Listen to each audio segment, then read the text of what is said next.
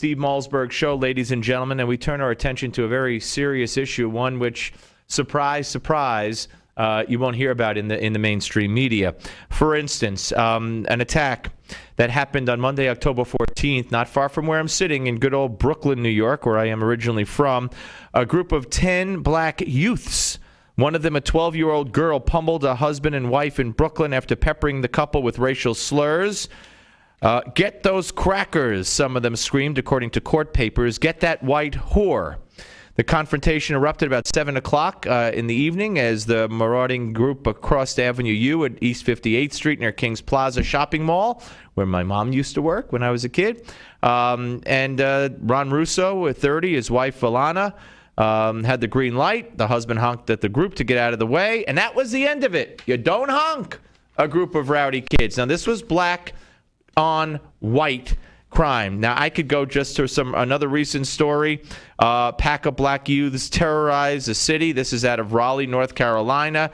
That was October 5th story. If you want to go back a little bit to, let's see. Family picnic turns to horror thanks to black mob. That's a headline. That was from June of this year. You want to go back to 2011. Black mobs attack white patrons outside the Wisconsin State Fair.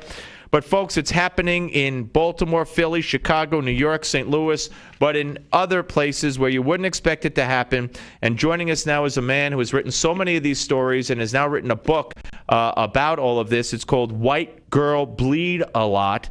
And we welcome in an investigative reporter who's done such great work on this and other issues, and you've read him in various publications, and you've seen his work all over, especially at worldnetdaily.com. And we welcome in Colin Flaherty. Hey, Colin, how are you? Honored to be here. Well, honored to have you because you have the guts to write about and talk about what people won't write about and talk about. Now, first of all, explain the title of the book. Well, the book is about an epidemic of black mob violence all over the country, and even crazier, how the press ignores, condones, excuses, and even denies it. So the title of the book comes from Milwaukee, July the 4th. 50 to 100 black people looted a convenience store on video. They took their candy and groceries to a nearby park where they ran into 10 white kids, where they beat them up really badly. At one point, a black woman is standing over a white woman. She motions to her friends. She looks down at the woman and says, "White girl bleed a lot." Yeah. Everybody thought that was very funny. Yeah. Now, I remember that incident. The police did not even take a report until the people went to talk radio. They went to they started kicking up a fuss. Multiply that by 5, 6, 7, 800. That's what the book is about. And I mean, obviously, it doesn't fit the agenda of the mainstream media at all, as so many issues don't. But this is violence. I mean, this is different than, a book written by Stephen Jimenez that says Matthew Shepard wasn't murdered the way he was murdered. This was different than, favoring one political party over another. This is different than saying, global warming is real and it's man-made. This is violence. This is people getting beaten up, getting killed, getting maimed, and they still ignore it. Why is that? I'm glad you said what you just said, because that's exactly the way I look at it. The violence really strikes at the foundation of a civilized society, and so that's how important I see it too. I don't do the why the reporters ignore it. I only document how they ignore it over and over and over and over, and how astonished I am that they do that. Yeah, and I should read the title of the book is White Girl Bleed a Lot, and then The Return of Racial Violence to America and How the Media Ignore It. And, you could point to, there are so many really chilling, horrific stories in this book. And before we get to that, but there's been a rash. I mean, in the last year or so, and in the last few months, I mean, we just came off, I guess, the summer. Maybe that peaks it. But then again, I mean, you see so much of it on video for those outlets online, and that will show it, in WND that gets its hands on these videos. When you see these mobs running into a store, when you read about these stories that what happens in a McDonald's or in a fast food restaurant or in the parking lot, and these white victims getting really just beaten senseless, and And it's frightening. It really is frightening. Sometimes the victims are white. Sometimes they're Asian. Sometimes they're gay. Sometimes they're old, young. Sometimes they're black. You don't have to go back months. Let's just talk about the last 7 days. You mentioned Brooklyn. What about New Haven, Connecticut over the last week? There were 500 black people who left something called an all-black affair. They left this party, they fought at the party, went outside, fought outside, destroyed property outside, and did this at two other places, Virginia State University, an all-black college. 200 to 300 black people rampaged through the college, fighting, destroying property. One person got arrested. Nobody got arrested in New Haven. What about last month in a suburb of Rochester? 500 black people fighting at a movie theater. Then they take the fight outside. The police had to take out batons and were fighting with a lot of these people. Nobody got arrested. I'm telling you, this is okay.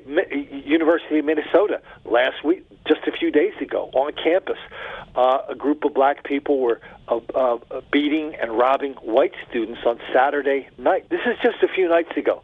And so this is happening. What about in New York? The train going from New York to Hoboken just a few nights ago.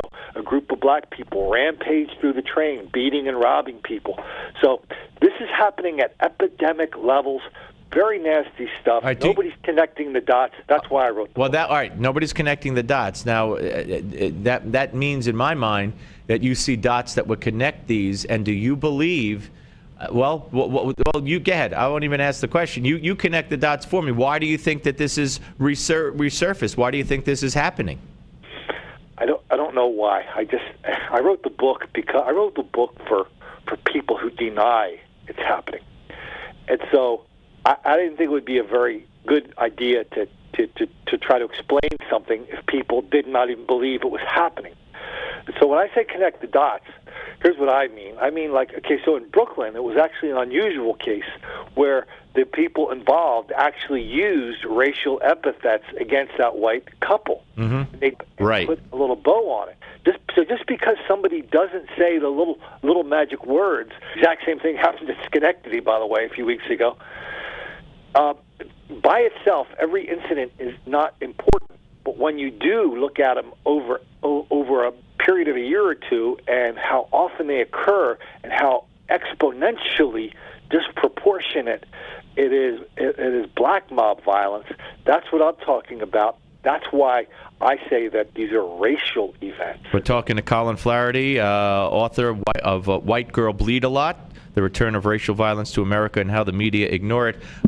You don't think, no, I don't think, because I don't think that these kids know this, but, when we have a civil rights department in this country that, according to one of the career workers there in that department, left because he said they're only interested in prosecuting violations against blacks and not violations against whites. I guess it doesn't trickle down to street level that quickly, or through the news. I don't think kids pick up on that. But let's talk about talk about Beat Whitey Night. Where was Beat Whitey Night?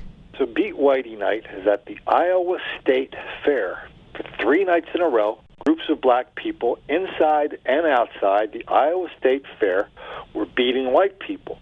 A police officer put it in a report. People were shouting, "Beat Whitey Night." So here's the punchline of the story. No pun intended, but go ahead. Yeah, exactly. Yeah, sorry.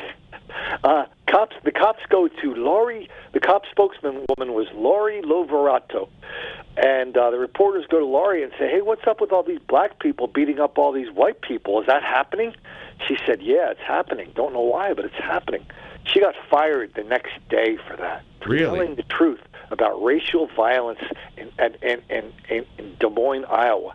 Now, if it happens in Des Moines, it's also happening in Cedar Rapids. Forget New York, forget the Bronx, forget Brooklyn. What do you think the rest of the country is like? Yeah, and then there's one more where the police chief of Chicago blamed racial violence on Sarah Palin and the Pilgrims. And that's not a rock group, by the way. Those are two distinct entities. Yeah. and that's kind of the psychiatrists tell us we're only as sick as our secrets. So what are we more secretive about than race and racial violence? And all of a sudden, all this sick stuff all over the country is becoming normal. So we ask a police chief in Chicago, Chief, what is responsible for this incredible level of violence in the black community? And he said he blamed it on the Pilgrims or Sarah Palin. I wouldn't now. 10 years ago, I wouldn't have believed that because I would have said somebody's making that up. But then I saw it on video, both things. I put the videos, links to the video in the book. Unreal. And so that's how crazy this whole denial and situation It is. That's why I just gave a speech yesterday on media bias, and that's why this book is must reading. There are bad white people too, but we hear about them, and there are bad white kids, and we hear about them. If a group of whites ever went after blacks, we would hear about it, rightfully so.